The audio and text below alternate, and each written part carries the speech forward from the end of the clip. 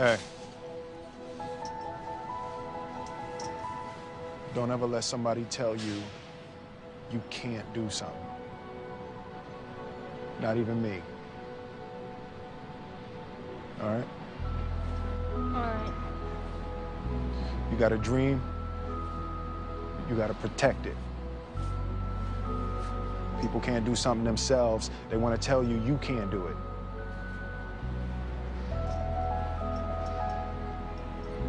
You want something, go get it. Period.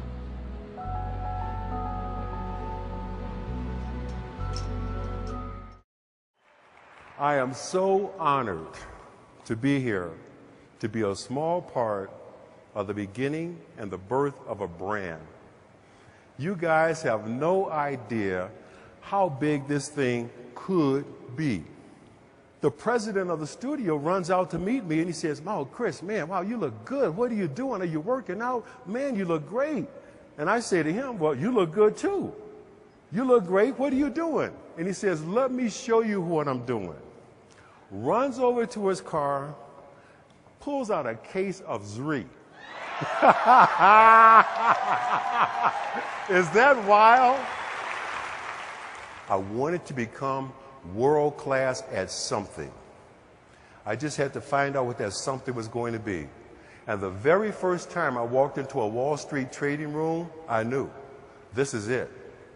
The ticker tape is rolling, the phones are ringing off the hook, people are screaming and shouting out orders, bodies are flying all over the place, tickets are getting stamped, and what looked like chaos to anybody else, for me, it was like reading a sheet of music, and I knew this is where I'm supposed to be. Major Wall Street firms have begun to require an MBA just to get into their institutional training programs. I had never gone to college. Didn't mean I wasn't smart, didn't mean I wasn't bright, I just didn't have a college degree. But I kept coming back. I interviewed for a year.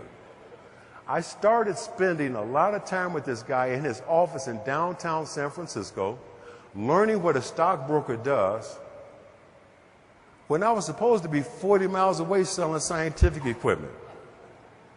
But I kept making them 200 calls, and every day for a year, this little old man came to see this gorgeous female broker who sat next to me.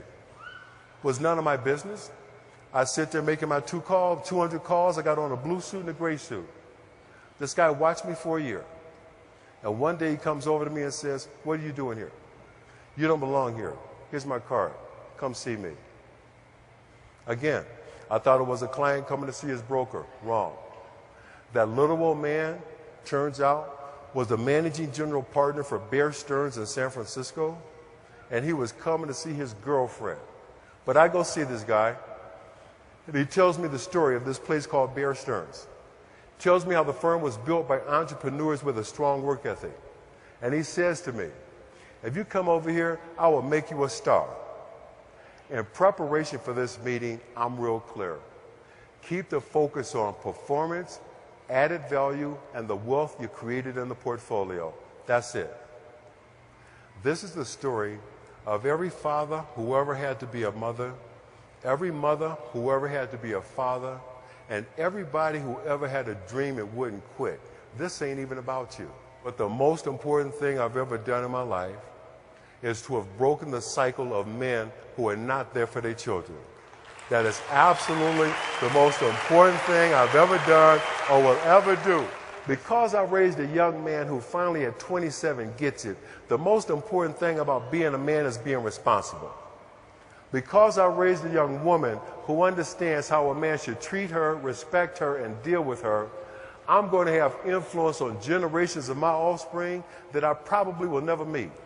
But because I broke that cycle here, that's going to be my ultimate contribution, not just to my family, my community, our country, but the world.